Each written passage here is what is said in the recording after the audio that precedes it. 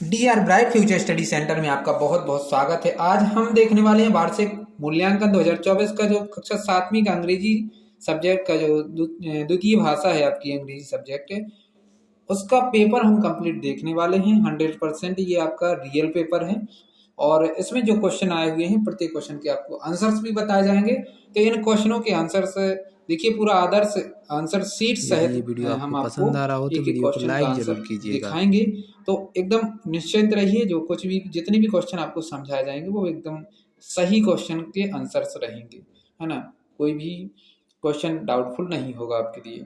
जैसा कि पहला क्वेश्चन इसमें दिया गया है, right the comparative degree of good. Good की कंपैरेटिव डिग्री होती है बेटर, है ना, जबकि सुपरलेटिव डिग्री होती है बेस्ट। तो इसका जो राइट आंसर होगा क्या, बेटर। अगला क्वेश्चन देखिए, the first Olympic sport festival was held in Greece in, है ना। तो कब, ये क्या था इसका,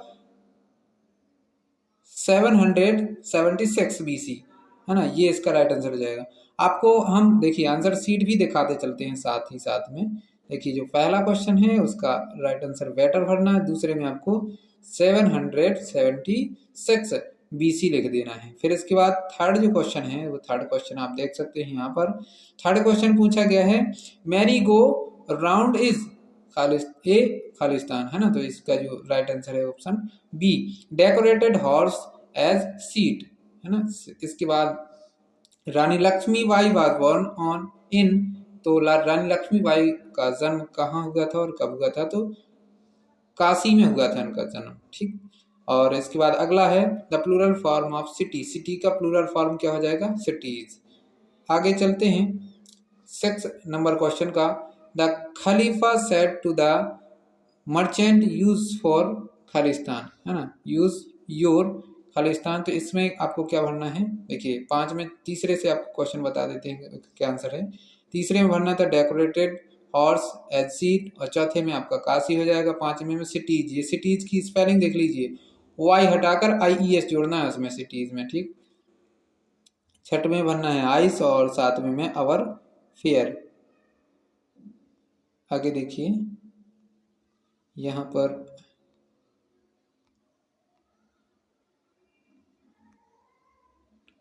ये हो जाएगा आपका 7th question, we should burn Khalistan in one fire, है ना। तो वन फायर इसमें क्या भरना था, fear, our fear, FER, fear, our fear. 8वां क्वेश्चन है, लंबू इज खालिस्तान ओल्ड ईयर, है ना। तो लंबू कितने साल का था, तो 11, है ना, 11 वर्ष का था वो। आंसर आपको पूरा आंसर शीट दिखा देते हैं। It was Khalistan king who build Orchha beautiful buildings, है ना। तो इसका जो राइट आंसर है उसका भी देख सकते हैं आप यहाँ पर। ये देखिए 8वें का 11 और 9 का है रुद्र प्रताप सिंह। रुद्र प्रताप सिंह ने जो है ओरछा के जो किले हैं वो बनवाए थे, रुद्र प्रताप सिंह ने। और लास्ट जो है फिल इन द ब्लैंक्स, इसमें भरना है आपको क्या, देखिए आई केम हेयर, हेयर की स्पेलिंग गलत लिख दी है, आई केम हेयर खालिस्तान ओवरेज, है ना, अवरेज। तो इसमें एन भरेंगे, है ना, क्योंकि अवर जो अवर बोलते हैं, अवर अवर ऐसा पढ़ते हैं, तो आ से ध्वनि उत्पन्न हो रही है, इसलिए एन भरेंगे, AN। इसमें क्या भरेंगे, AN, ठीक। 11वां क्वेश्चन अब कहा जाता है question answer, who said FCC, है ना, FCC मैंगोज। तो ये वाला जो क्वेश्चन है ये आंसर दिखा देते हैं हम आपको कि ऐसा किसने कहा था। तो द सेकंड ठग्स, इतना बस आपको ऐड करना है हु की जगह, द सेकंड ठग से, बाकी पूरा क्वेश्चन लिखा हुआ है ये, है ना। Said if see the mangoes she will be angry with you, है ना। इस प्रकार से ये बाकी पूरा क्वेश्चन है, केवल लिखा कितना है, द सेकंड ठग, इतना। ये सेकंड ठग बस आपको इसकी मीनिंग याद कर लेनी है, द सेकंड ठग, THUGH। फिर इसके बाद अगला क्वेश्चन आपके सामने देखिए 12th number question, what is the condition of young man caught, है ना। तो इसका जो राइट आंसर है आपके सामने देखिए इस प्रकार से लिखा हुआ है।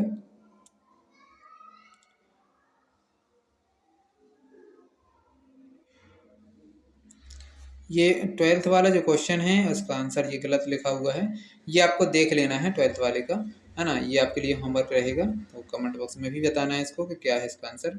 ठीक, आगे चलिए। 12th 11th sorry 11th number का जो क्वेश्चन है 12वां नंबर, वो आपका क्वेश्चन तो सही है लेकिन वहां पर उसका आंसर गलत लिखा हुआ है, तो वो आपको नहीं करना है। 13वां क्वेश्चन देखिए, when was Olympic sport festival held Greece in Greece. तो ये आपका एक ऑप्शनल क्वेश्चन भी था, है ना। तो इसका आंसर देख सकते हैं आपके सामने इस प्रकार से लिखा हुआ है, ये रहा। Olympic sport festival held in Greece was, है ना। ये बिल्कुल सेम टू सेम लिखना है जैसा कि उसमें लिखा हुआ था आपका 776 BC थ्रो 993 AD। ठीक, इस प्रकार से आपको इसका राइट आंसर लिख देना है। अगला क्वेश्चन आपके सामने देखिए, ये रहा 14वां क्वेश्चन है, what is the meeting place of river called, है ना। जहाँ नदियाँ मिलती हैं उस स्थान को क्या कहते हैं।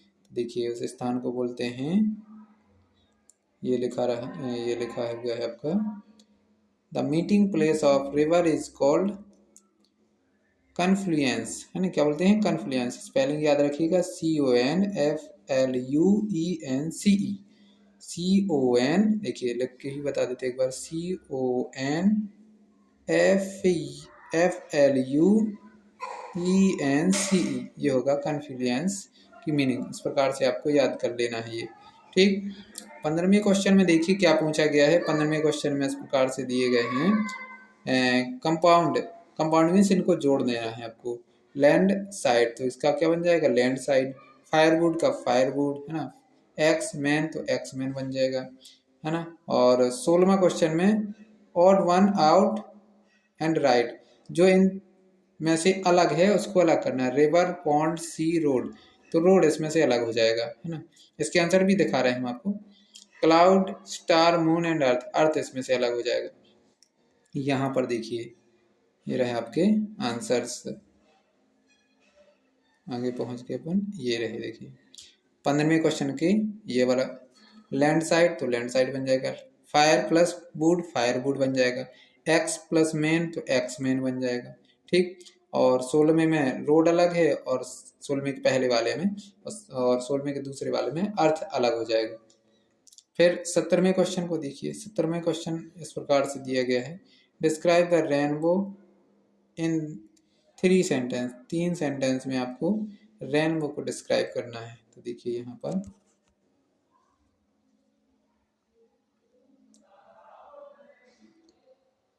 ये लिखे हुए हैं, काफी सारे सेंटेंस लिख दिए हैं। The shape of rainbow is arch, है ना। आर्च की तरह उसकी शेप होती है। The rainbow has 7 colour, rainbow में 7 कलर होते हैं। There are red, orange, yellow, green, blue, है ना, इंडिगो,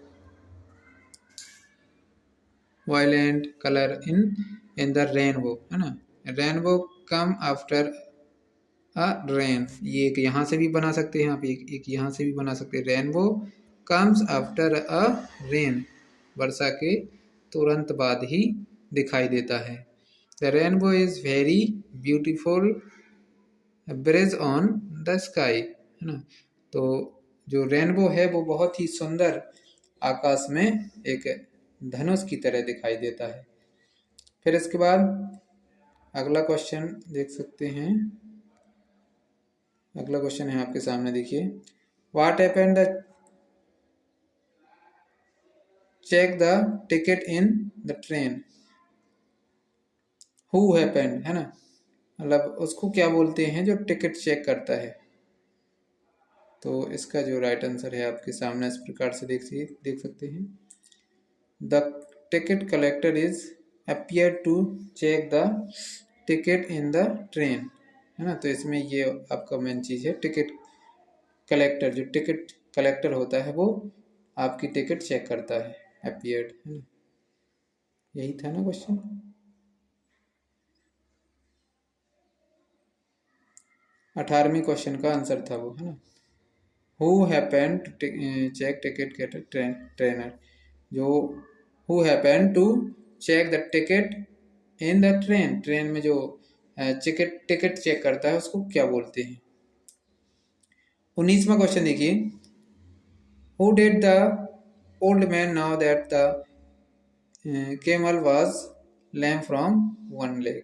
तो इसका जो राइट आंसर है आपके सामने देखिए, 19वें का आंसर आपको इस प्रकार से लिखना है। I look at the footprints है ना, on the sand said the old man, इस प्रकार से ओल्ड मैन ने कहा था। अगला क्वेश्चन देखिए, अगले क्वेश्चन में फिल इन दी ब्लैंक्स दिए गए हैं आपके, फिल इन दी ब्लैंक्स को कंप्लीट करना है।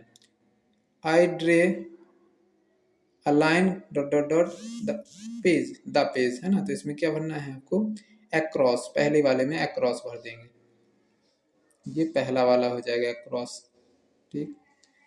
दूसरे में Hemu jumped Khalistan the river, तो हेमू जम्प्ड इनटू, जैसे कोई जंप लगा रहा है तो एक गतिशील वस्तु एक स्थिर अवस्था में जा रही है तो इसमें इनटू लगेगा, और अंदर के अर्थ में है ना, नदी के अंदर जा रहा है।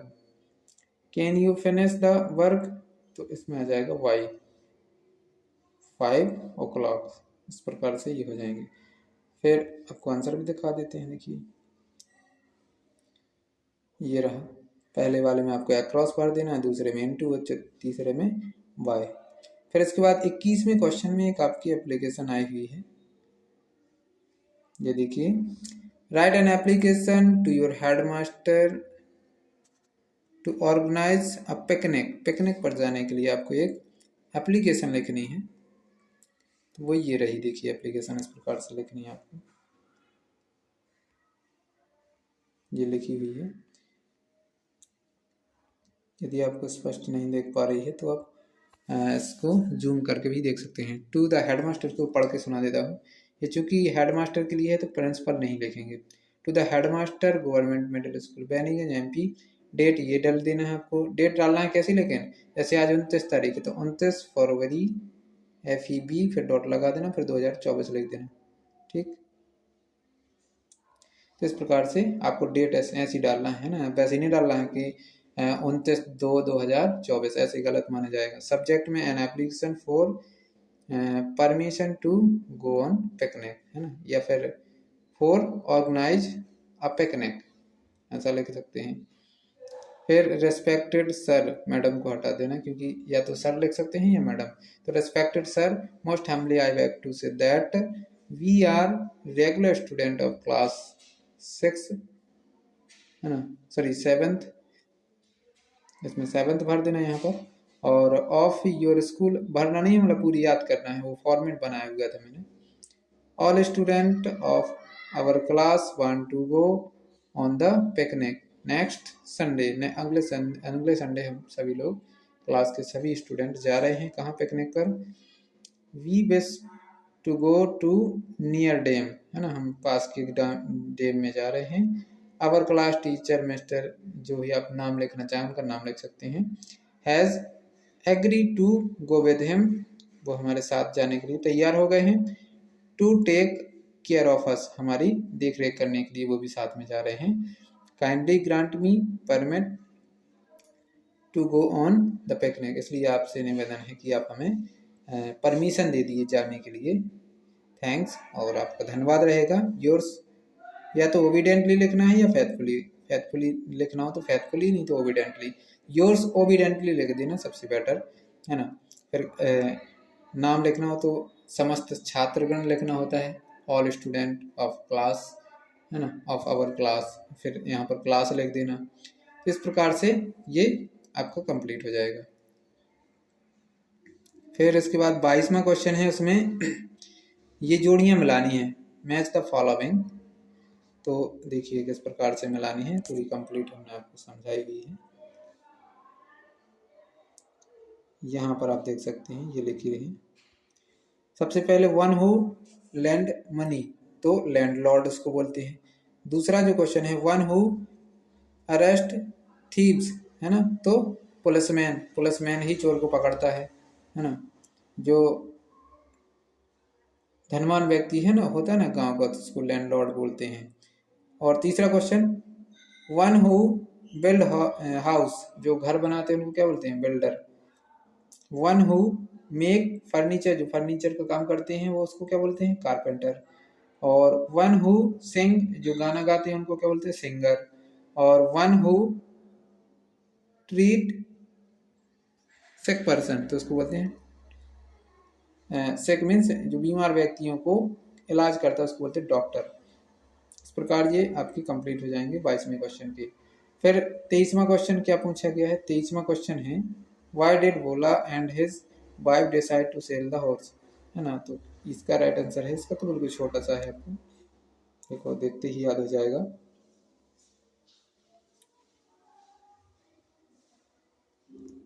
ये देखिए, the horse trainer and his wife decide to sell the horse because it ate a lot of fodder and it was expensive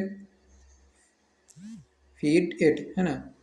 ये उन्होंने बेचने की इसलिए सोचा था, इसलिए डिसाइड किया था क्योंकि वो बहुत ज़्यादा खाना खाता था और उसका जो खाना था वो बहुत महंगा आता था।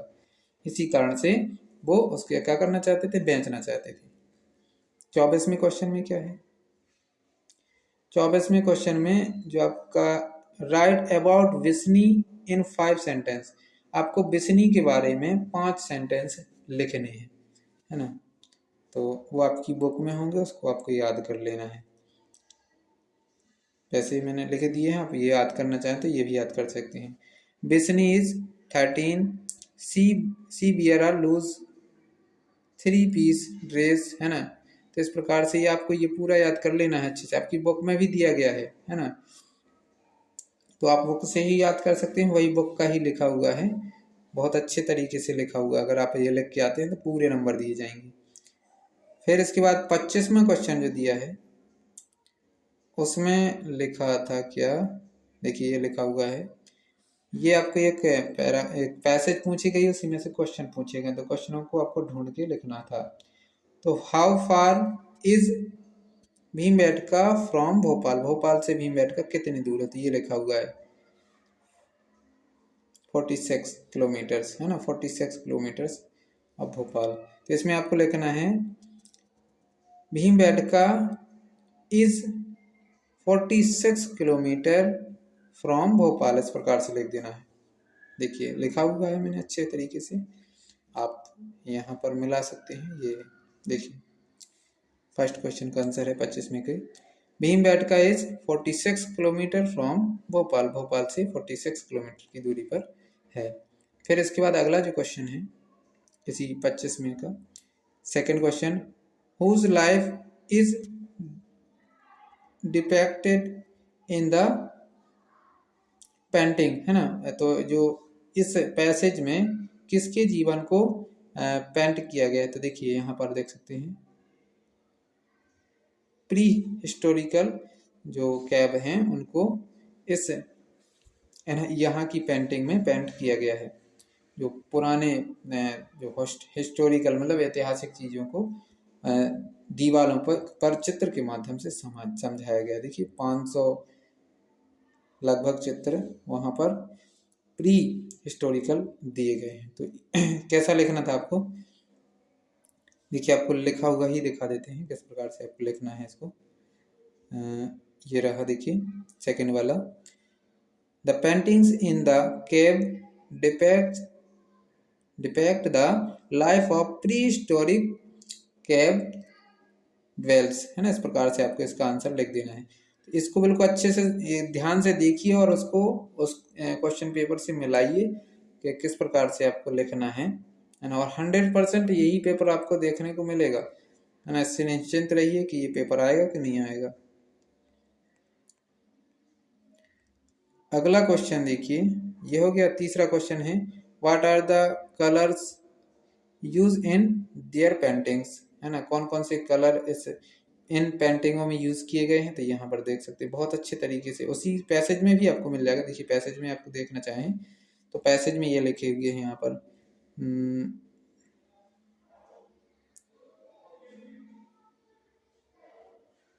ये यहाँ देखिए, paintings are mainly red and white with